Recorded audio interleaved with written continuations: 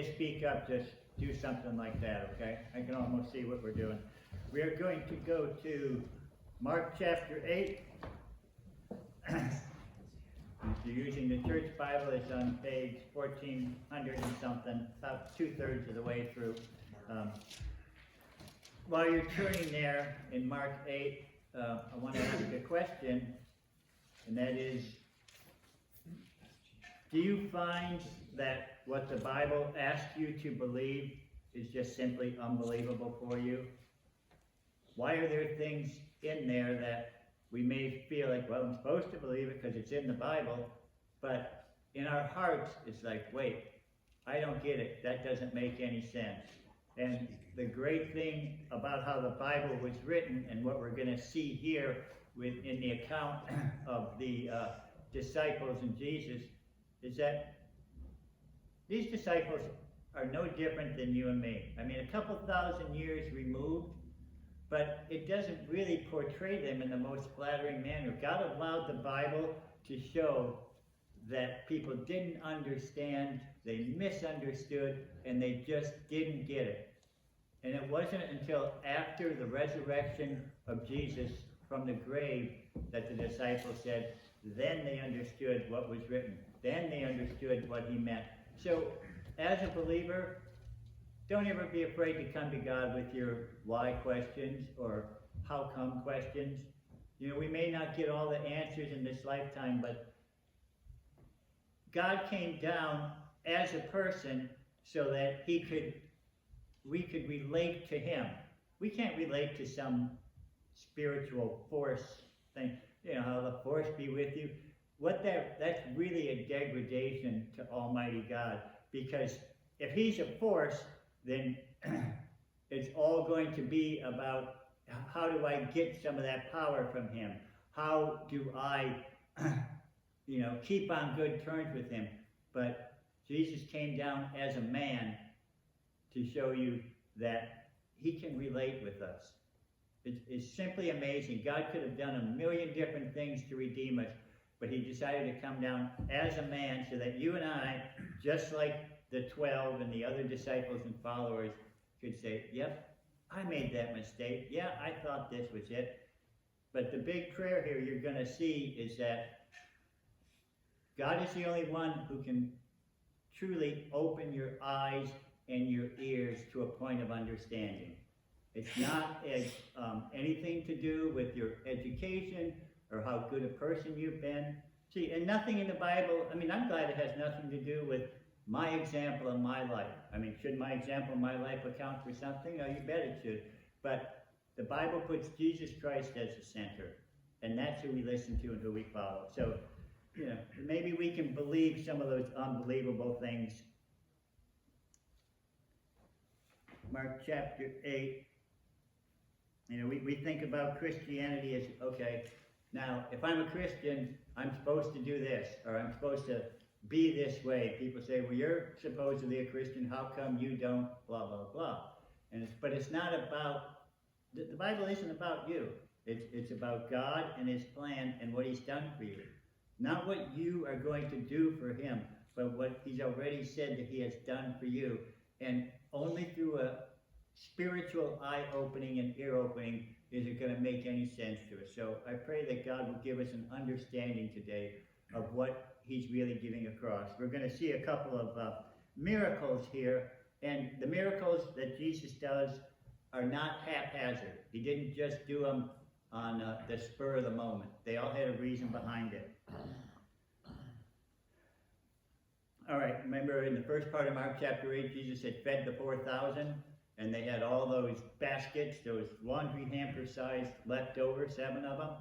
All right, so right after this miracle, verse 11 of chapter 8 of Mark says, and the Pharisees came out and began to argue with him, seeking from him a sign from heaven, testing him. What just happened? We just had the miracle of the feeding. They had seen his miracles since the very first one of changing water into wine. And they said, okay, now do a real one. And when they say sign from heaven, they've kind of got that Old Testament thing where bring fire down or cause this to happen or make the sun stop. Jesus said, I just fed all of these people and you saw it. And sighing deeply in his spirit. Can you picture that? Oh. Jesus says, why does this generation seek a sign? Truly I say to you, no sign will be given to this generation. And leaving them, he again embarked and went away on the other side. And they had forgotten, the 12, to take bread, and did not have more than one loaf in the boat with them. Can you imagine that? All that leftover bread, and only one person brought one loaf, and they had a little journey ahead of them. And he was giving orders to them, saying, watch out, beware of the leaven of the Pharisees and the leaven of Herod. And they began to discuss with one another the fact that they had no bread. Leaven, bread. You know, leaven is the stuff that's on the inside that's invisible, but yet it makes the bread rise. So what do you think he's talking about, this leaven of the Pharisees, leaven of heaven, leaven of those two things I just said? Why do you discuss the fact that you have no bread? Do you not yet perceive or understand? Do you have a hardened heart? Having eyes, do you not see? And having ears, do you not hear? And do you not remember? And you can just see the loving way that Jesus is explaining this. Now watch all the questions he asked him. He already said, you're discussing that you have no bread, you don't perceive or understand. Do you have a hardened heart? Having eyes, do you not see? Having ears, do you not hear? And do you not remember? When I broke the 5 loaves for the 5,000, how many baskets full of broken pieces did you pick up? They said 12. And when I broke the 7 for the 4,000, how many large baskets full of broken pieces did you pick up? And they said to him, 7. And he was saying to them, do you not yet understand? Have you not seen that I can fulfill the need from the greatest to the smallest? And we're still talking about a few crumbs of bread. And here we go with this miracle, verse 22. And they came to Bethsaida, and they brought a blind man to Jesus and pleaded with him to touch him. Taking the blind man by his hand, he brought them out of the village. He didn't put him up on a stage and say, watch this, everybody. He took him away privately. And after spitting on his eyes and laying his hands on him, he asked him, do you see anything? And he looked up, this blind man, and he was saying, I see men, but I see them as trees walking around. Well, what's going on here? Did Jesus lose some of his power? Was this guy in a especially tough case? You never see miracles like this. We've seen in the Bible where Jesus spoke from a distance and people were healed. You've seen where he's laid hands on people and instantaneous miraculous healing happened. And other people who were blind or couldn't speak, and he did a miracle for them, and they spoke and they saw like nothing. But here we have someone who said, like me now, I see men as trees walking. Now that's how clear it is to me. Verse 25, then again he laid his hands on his eyes, and he looked intently and was restored, and he began to see everything clearly. And he sent him to his home, saying, do not enter this village. If you notice in the Gospel of Mark, so many times Jesus says, don't tell anyone.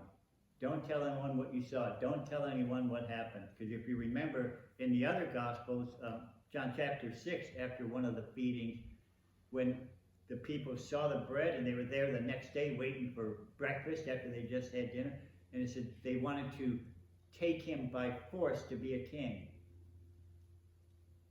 I think one of the things that we don't understand was that back in this time, people expected a Messiah. People knew a lot about what the Old Testament said. They weren't like maybe modern day people where I don't believe in that stuff, or they get tricked into somebody who does magic tricks. But because they were under such great oppression from Rome, and they were treated so harshly, and that's how they lived their lives as citizens.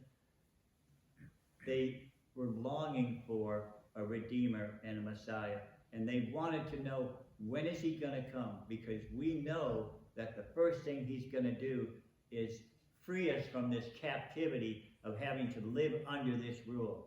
And not only that, not only is he going to destroy the whole Roman army, but he's going to get rid of those pesky Gentiles and Samaritans too, because they're a bunch of pagan worshipers. And what they really expected was that when the king came to set up his kingdom, that it was going to be a physical kingdom on earth, that he was going to take everything in the country, everything in their personal life, and he was going to make it so that all was perfect. Remember what Jesus said to Pilate? He says, my kingdom is not of this world. If it were, my soldiers would stand and fight for me. But he came down to show people that even though we may have blind eyes and stopped up ears, that doesn't stop him from reaching us as individuals and as a heart. That's why I said he came down so that we could relate to him. Go on just a little bit here. And Jesus went out along with his disciples to the villages of Caesarea Philippi. And on the way he was asking his disciples, said to them, who do people say that I am? Here we go. And they told him, John the Baptist, or Elijah, you know, a big mighty warrior. And others, one of the prophets, because the great prophet was supposed to come before the day of the Lord is revealed. They knew, they had an idea, they had a sense, they had an understanding, and that's what Jesus is saying. Let me open your eyes. And then later on, and before, it talks about a deaf man being healed. That's why Jesus uses the phrase, you know, are you still blind? Do you not yet hear? And he shows them by the miracles that just as he performed the miracle of opening the eyes of a blind man and making the deaf and the mute to speak, that he will give us the understanding. You know, and if God has called you to be his child, we don't ever have to despair, because he promises that as a Christian, nobody can take us away from him. See, if our salvation, if our Christian life was based upon what we do or what we've done, you know, we would lose it by the next day. You know, if we could work enough for it, then we could just as well lose it. But Jesus said, I'm coming, I'm going to give my life, and I'm going to show you that I am the one who can truly work on your heart and show you. You know, has God stirred something in your heart? Are you so discouraged in life that you just don't want to hear about it anymore, or say it doesn't make any sense? You need to keep going on and remember what type of a God you have. So they go to Caesarea Philippi, and Jesus said, what are people saying about me? And then he turns around and he says to Peter, speaking for the 12, and he said to him, you are the Christ. And he warned them not to tell anybody. And he began to teach them that the Son of Man is going to suffer many things, be rejected by the elders and the chief priests and the scribes, all the people, the ruling religious body, who are supposed to prepare the people for the coming Messiah. These are the people who are going to reject him and be killed, and after 3 days rise again. And he was stating the matter openly. I think they may have heard something about, what do you mean you're going to suffer and die? And I don't even know if they caught the part about rising again. If you're the king, you make the rules. You don't let people afflict you. You are the one. And Peter said, no way, Lord.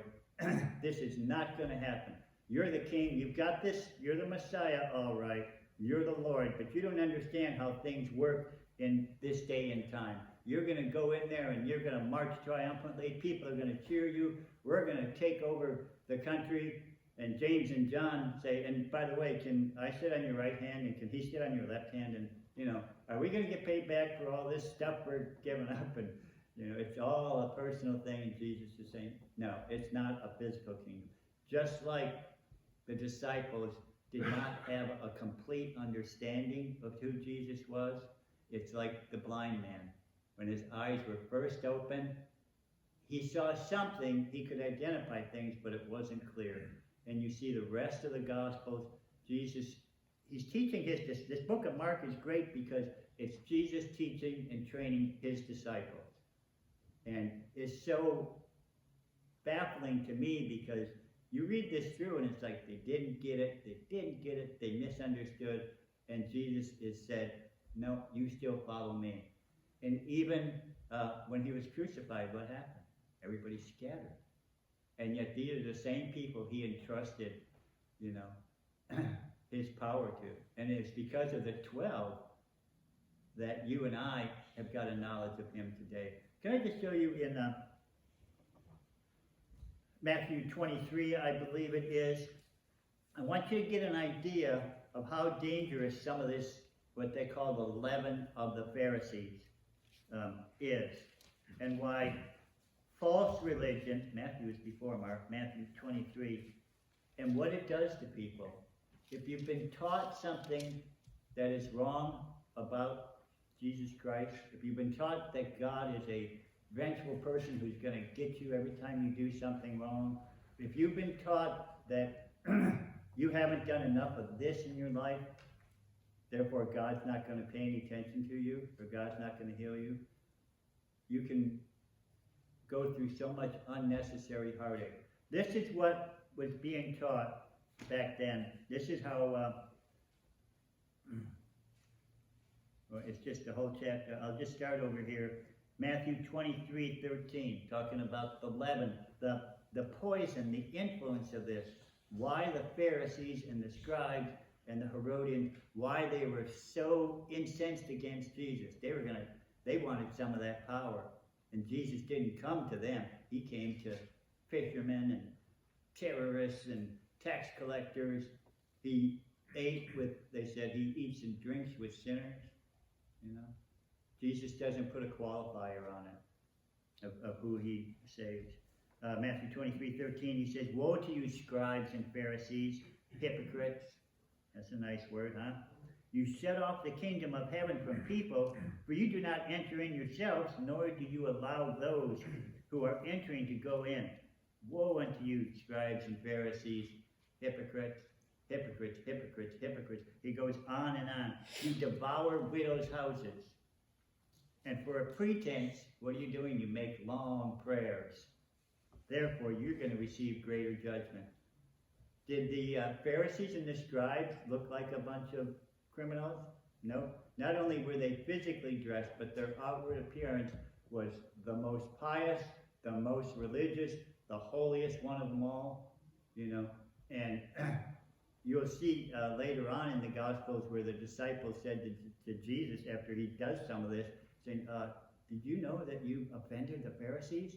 I mean, you offended these people, and there are rulers and there are religious guys. And Jesus says, every plant that my heavenly Father has not planted shall be rooted up.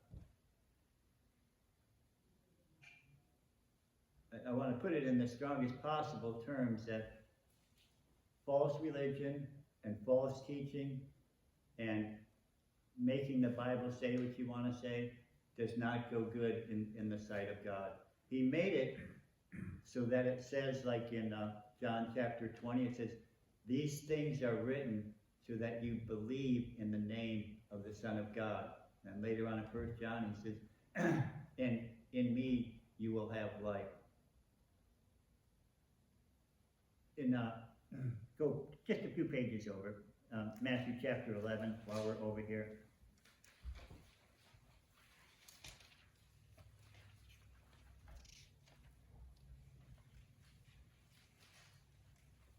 I hope you understand what I'm trying to show here is that our lives are in the hand of God and he has nothing but good intentions for us. Our lives take twists and turns. We end up in places maybe we never planned. Our bodies aren't what we want them to be. Our minds can be easily tricked. But God has given us something. He's given us his word, and he's given us, as fellow believers, to make it so that we have a reason to live. You know, and every day isn't necessarily the same. Some days are harder. Some days you're on top of the world, right? And other days it's like, do I really have to go through this again? But he's given us something. Matthew 11:25, it says, at that time Jesus said, I praise you, Father, Lord of heaven and earth, that you have hidden these things from the wise and intelligent, and you revealed them to infants. For this is pleasing in your sight. All things have been handed to me by my Father. No one knows the Son except the Father, and no one knows the Father except the Son, and to those whom he reveals it. You really need to understand who Jesus was before you can get any idea of the kind of God that we have. He tells us that we have to be saved, and there's nothing you can do about it. You have no power on your own. There's two paths. You've got the impossible path of living a perfect life and trying to make sure that everything you do is right. Or you can choose the only possible path, and that is to accept what it says, where it says God reconciled us to himself by his Son, and it's a free gift. It's amazing what God goes out of his way to do things, you know. I'll just try and explain it to you this way. And what is the gospel really saying? And whether we believe it or not, it's still true. There's a famous king back in the day, and he was known to be the most just king, and yet the most loving king of all around, of the whole land. And he finds out slowly that coins from his treasury are missing. At first it's just a little bit, and then it becomes more and more, and he says, whoever finds out the penalty for this person who has been stealing from the king's treasury, the penalty is going to be death, because the amount was so large. And some of you dads will get this, lo and behold, they find out that it was the king's daughter that had been stealing. And the king said, justice has to be paid. So they took his daughter, they put her on the table to give her, to lash her until she bled to death. And the king, knowing that his word was that somebody had to pay for it, he got up and said, stop. And he took off his royal robe. He stood in front of his daughter, laid on that table, and he says, I will pay the price for what my daughter has done, because justice has to be served. And that's how he shows love to us today. So remember, we can always ask God to open your eyes and to help us when we don't understand things, because we need to realize that the way life shakes out sometime is that God's intent for us and is always going to be in line with his character. He's either a loving God or he's not. And if you have the humility in your heart to say, all right, I'm turning this one over to you. I'm going to accept what you have because I believe that you really are a holy and a righteous God who is full of love. Now give me some of that love. All right? Amen.